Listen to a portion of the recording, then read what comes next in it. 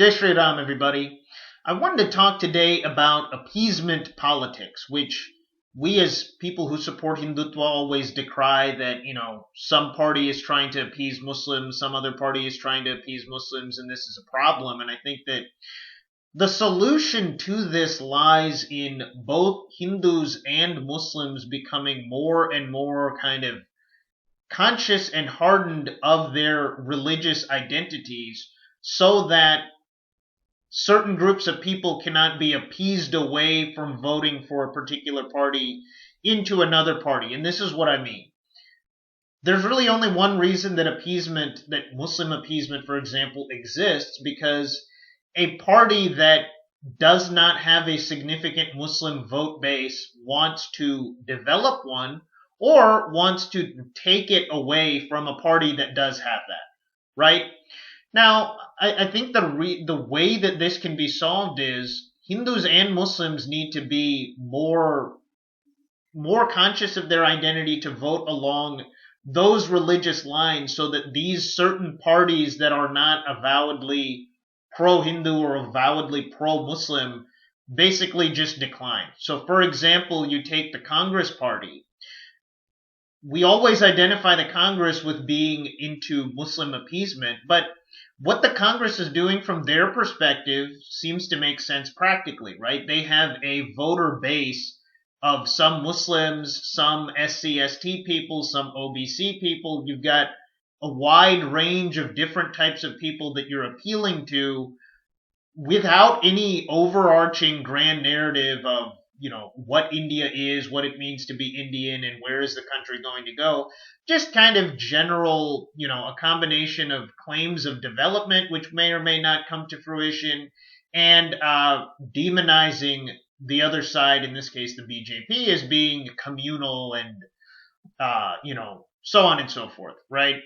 Now, if a party like, say, the AIMIM of Asaduddin Owaisi was to gain more and more prominence and contest elections all over the country and gain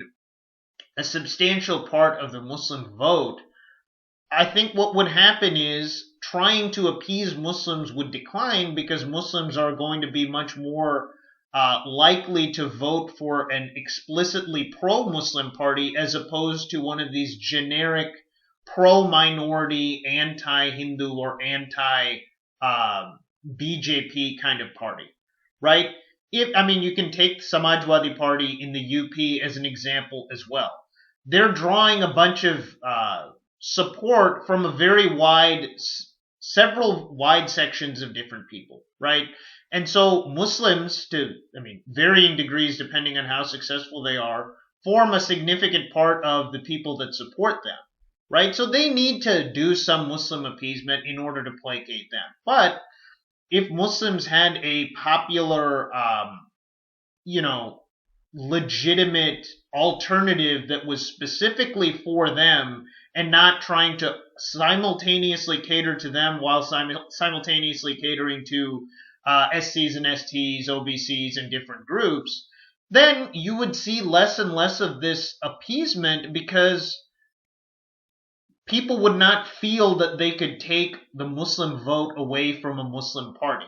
right? Because if Muslims have a Muslim party, Hindus have a pro-Hindu party, and maybe to whatever degree that Dalits continue to be a force in politics and vote along their caste lines, that they have something like the Bahujan Samaj Party, becoming more mainstream across the country also and contesting elections all over the country, you'd see less and less appeasement, just because those parties that are into appeasement would not feel that they would be able to sway people of one of these identities away from the party that they're voting for. Now, I would want to relate that to this, which is how we as people who are pro-Hindutva should kind of look at how Muslims are kind of becoming more of a coherent unitary group that's trying to vote and think about Islamic interests. Again, I bring up the figure Asaduddin Owaisi as an example. I think that this is kind of a natural outgrowth. If Muslims perceive Hindus to be uniting, for lack of a better term, behind the BJP, it's doubtful that that's really happening, especially to the degree that a lot of people who are anti BJP think that that's happening. But to whatever degree it is happening, you'd expect that it's natural for the other group to also coalesce into, fighting more for their very individual, the rights of their individual group, right? So I honestly feel like greater, this sounds weird to say. I don't really want to say greater tension, but greater solidifying of people into these groups where they feel like adhering to the interest of a particular identity is one of the top, if not the topmost consideration that they have. As that kind of thing grows, appeasement politics will reduce because instead of catch-all parties like the Congress or the Samajwadi Party or others trying to appease the different groups of people that constitute their base, you would instead have more kind of demagogues that want to appease their own voter base, which is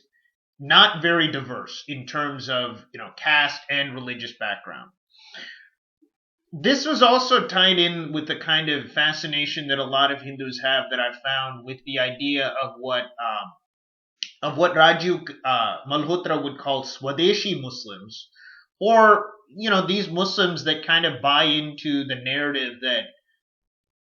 a lot of people on our side, or maybe most people on our side, would like them to buy into, that your Muslim identity should be secondary and you should just affirm the fact that your ancestors were Hindus, and you should look at Islamic invaders with the same kind of negative kind of view that we have, so on and so forth. And I don't really think that that's a realistic thing to expect from the Muslims, because as the world becomes more and more globalized and people get more and more access to the internet and more information from the internet, it's only natural that Muslims are going to seek the counsel of their local Maulvis and mullahs less, and seek whatever religious information and instruction that they can get on the internet more, which is of course going to be, it's going to be easier for them to find this kind of Salafist, Wahhabist, Saudi Arabian derived forms of Islam that are even more exclusivistic and even more extreme than what we find even in India. I think that's a natural thing that's going to happen.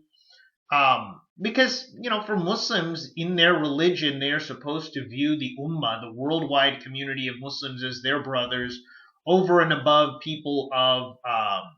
people of other religions, even if they are their compatriots. So I don't think that it's realistic to really think that,